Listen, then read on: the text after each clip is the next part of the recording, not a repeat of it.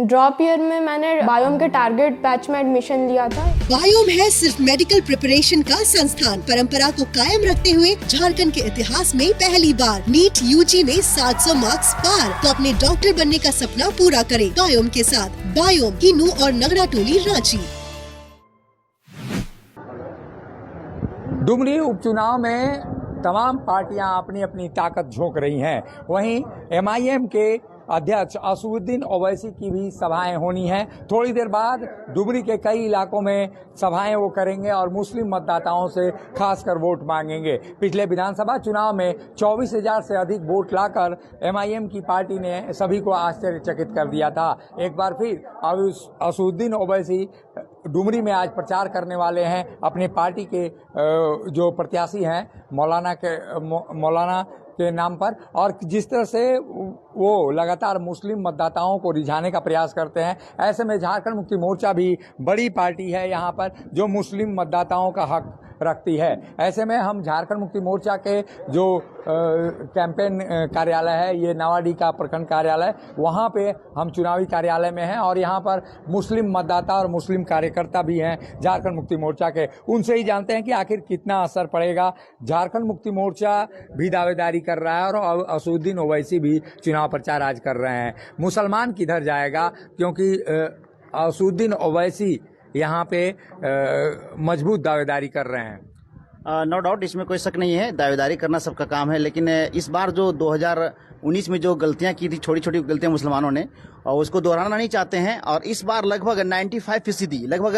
95% से लेकर के ज्यादा तक सारे के सारे मुस्लिम इस बार फिर से जेएमएम झारखंड मुक्ति मोर्चा का दामन थामे हुए हैं। और क्यों नहीं, बल्कि यहाँ के जो हमारे पूर्व मंत्री स्वर्गीय जगन्नाथ महतो जिस तरीके से विकास किया है, जिस तरीके से काम किया है, लगातार 17.5-18 सालों तक जनता कभी नहीं भूल सकती है।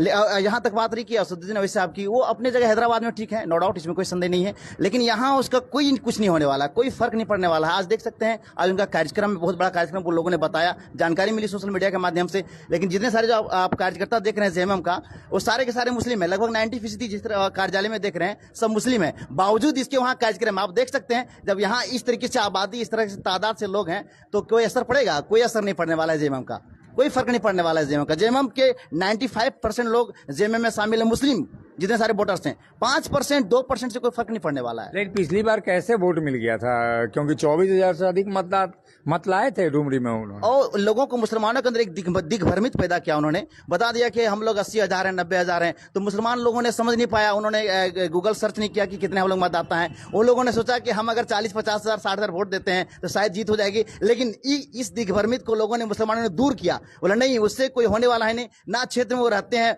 आज 4.5 साल बीत गया, 4 साल।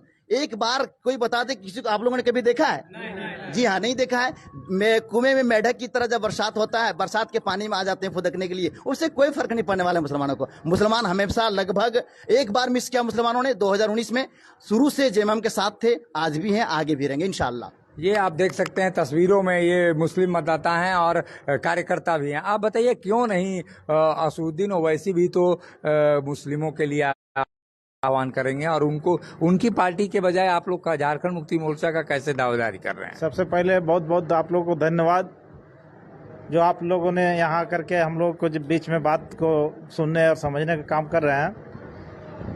ऐसा है कि भाजपा का ये बी टीम है और सभी माइनॉरिटी लोग जान चुके हैं कि यहाँ, हम तो लगता है कि अवैध साहब को अगर इस डुमरी विधानसभा का स्थिति वस्तु अगर जानते तो मोबिन रिजवी को यहाँ पर चुनाव में उतारते भी नहीं। जो माइनॉरिटी लोग जो है, अभी मेरा मंत्री जी के परिवार का तरफ हम लोग हैं, और ओवैसी जो आ रहे हैं उसमें कोई फर्क पड़ने वाला नहीं है।